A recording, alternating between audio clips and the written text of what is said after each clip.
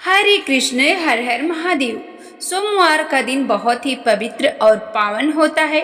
सोमवार के दिन भगवान भोलेनाथ की आराधना की जाती है।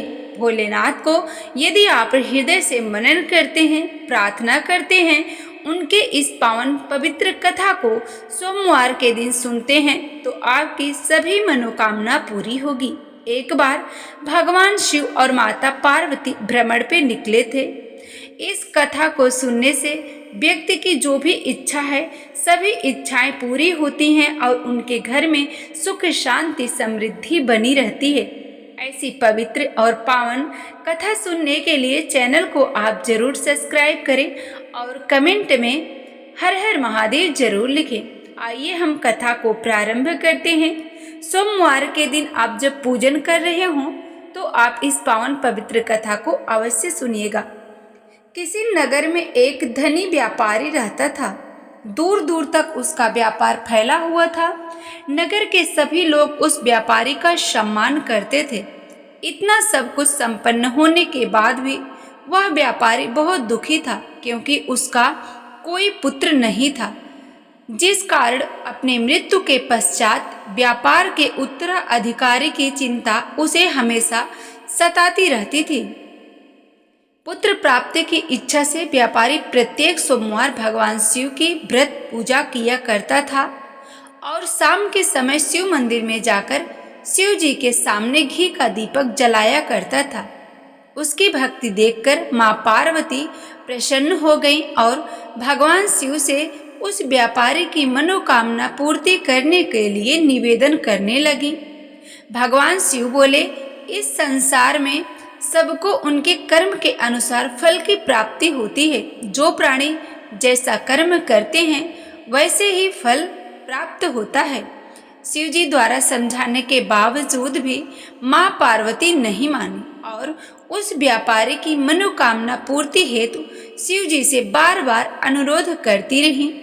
अंततः माता के आग्रह को देखकर भगवान भोलेनाथ को उस व्यापारी को पुत्र प्राप्ति का वरदान देना पड़ा।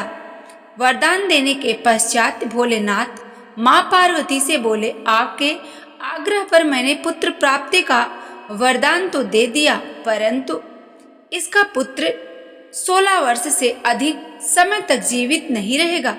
उसी रात भगवान शिव उस व्यापारी के स्वप्न में आए और उसे पुत्र प्राप्ति का वरदान दिया और उसके पुत्र के 16 वर्ष तक जीवित रहने की बात भी बताई। भगवान के वरदान से व्यापारी को खुशी तो हुई, लेकिन पुत्र की अल्पायु की चिंता ने उस खुशी को नष्ट कर दिया। व्यापारी पहले की तरह सोमवार के दिन भगवान शिव का विधिवत व्रत करता रहा। कुछ महीनों के बाद उसके घर में एक अति सुंदर बालक जन्म लिया और घर में खुशियां ही खुशियां भर गई। बहुत धूमधाम से पुत्र जन्म का समारोह मनाया गया, परंतु व्यापारी को पुत्र जन्म की अधिक खुशी नहीं हुई, क्योंकि उसे पुत्र की अल्प आयु के रहस्य का पता था। जब पुत्र 12 वर्ष का हुआ, व्यापारी ने उसके मामा के साथ पढ़ने के लिए वाराणसी भेज दिया। लड़का अपने मामा के साथ शिक्षा प्राप्ति हेतु चल दिया। रास्ते में जहाँ भी मामा भांजे विश्राम हेतु रुकते, वहीं यज्ञ करते और ब्राह्मणों को भोजन कराते। लंबी यात्रा के बाद मामा भांजे एक नगर में पहुँचे। उस दिन नगर के राजा की कन्या का विवाह था, जिस कारण पूरे नगर को सजाया गया था। निश्चित समय पर बारात आ गई, लेकिन वर का पिता अपने बेटे के एक आंख के काने होने के कारण बहुत चिंतित था। उसे भय था कि इस बात का पता चलने पर कहीं राजा विवाह से इनकार ना कर दें, इससे उसकी बहुत बदनामी होगी। जब वर के पिता ने व्यापारी के पुत्र को देखा तो उसके मस्तिष्क में एक विचार आया। उसने सोचा, क्यों ना इस लड़के को दूल्हा बनाकर राजकुमारी से विवाह करा दूं।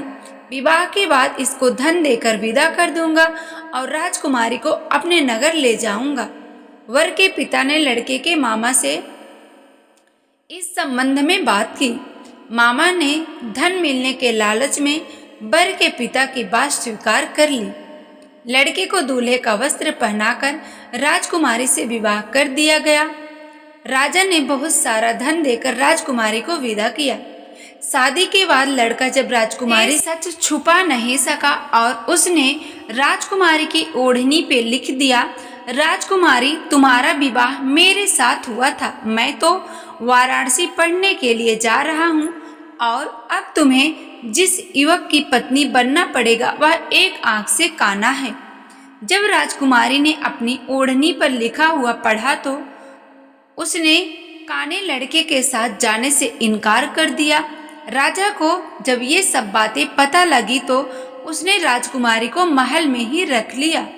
उधर लड़का अपने मामा के साथ वाराणसी पहुंच गया और गुरुकुल में पढ़ना शुरू कर दिया।